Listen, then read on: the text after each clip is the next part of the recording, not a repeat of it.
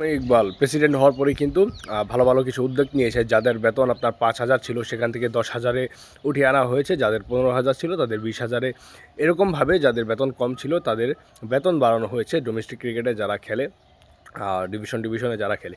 এখন কথা হচ্ছে একজন ক্রিকেটার ফ্যামিলির কিন্তু খুব বেশি ইনভেস্ট করা লাগে। আপনার ন্যাশনাল টিম পর্যন্ত আসা পর্যন্ত আপনার সর্বনিম্ন আপনার ২০-৩০ লাখ টাকার মতো খরচ হয়ে যায়। সর্বনিম্ন আপনার ১০ থেকে ২০ লাখ টাকা তো যায়ই ন্যাশনাল টিম পর্যায়ে আসার পর্যন্ত।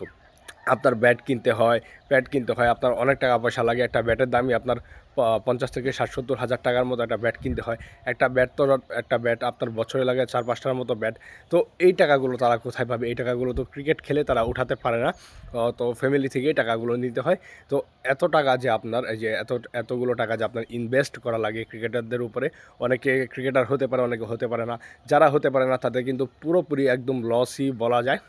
হয়তো এই পেশা ছেড়ে দিয়ে তারা অন্য কোনো কাজ করে নেক্সটে, বা অনেকে কিছুই করতে পারে না। তো এই দিক থেকে বলা যায় যে তামিম ইকবালের এটা একটা ভালো উদ্যোগ। আপনার নেক্সট ক্রিকেটার যারা আসবে তাদের জন্য খুব ভালো কিছু হবে। আস্তে আস্তে আরও বেতন বাড়বে, ঠিক লিগ, আপনার আরও লিগ বাড়বে, তখন অনেক প্লেয়াররা অপরচুনিটি পাবে খেলার জন্য। তো তামিমের যে প্ল্যানিংগুলো দেখা যাচ্ছে, বোঝা যাচ্ছে আপনার বাংলাদেশ ক্রিকেটের জন্য খুবই ভালো। সামনে কি হয় সেটা দেখা যাবে। আপনারা কি মনে করছেন? আপনাদের মন্তব্য মতামত কমেন্ট বক্সে জানিয়ে দিতে পারেন। ভালো থাকবেন, সুস্থ থাকবেন, ধন্যবাদ সবাইকে।